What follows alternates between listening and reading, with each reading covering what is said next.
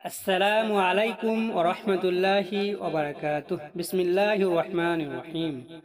আলহামদুলিল্লাহ। আমরা দীর্ঘ এক মাস ফরজ রোজা আদায় করার পর পবিত্র ঈদ উল ফিতর পালন করলাম। সত্যি তা অনেক সৌভাগ্যের বিষয়। তারই সাথে সাথে আমাদের সামনে আরও একটি সুখবর রয়েছে। তা হলো যে প্রাণ প্রিয় রাসূল সাল্লাল্লাহু আলাইহি ওয়াসাল্লাম বলেন, যে ব্যক্তি রমজান মাসের রোজা আদায় করার পর শাওয়াল মাসে আরও 6টি রোজা পালন করে, সে যেন সারা বছর রোজা রাখলো। সুবহানাল্লাহ। মুসলিম শরীফের হাদিস 1164 এবং আবু দাউদ শরীফের হাদিস 2433। তাই আমরা ঈদের আনন্দ পেয়ে যেন ওই গুরুত্বপূর্ণ একটি সুযোগ নষ্ট না করি। ভাই, আমাদের পক্ষে কি সারা বছর রোজা রাখা সম্ভব? অবশ্যই না। সুন্নত রোজার মধ্যে অবশ্যই সওয়ালের 6টি রোজা গুরুত্বপূর্ণ। একটি সুন্নত রোজা। আল্লাহ আমাদের সবাইকে ওই গুরুত্বপূর্ণ একটি আমল করার তৌফিক দান করুন। আমিন সুম্মা আমিন। এই মাসে 6টি নফল রোজা রাখা সুন্নত।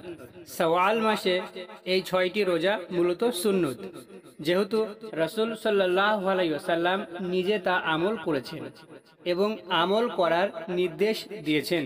কিন্তু পরিভাষায় এগুলোকে নফল রোজা বলা হয়, কারণ এগুলো ফরজ ও ওয়াজিব নয়, অতিরিক্ত তথা নফল। শাওয়াল হলো আরবি চন্দ্র বছরের 10ম মাস।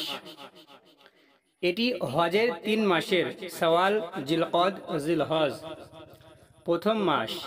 এই মাসের প্রথম তারিখে ঈদ উল ফিতর বা রোজার ঈদ।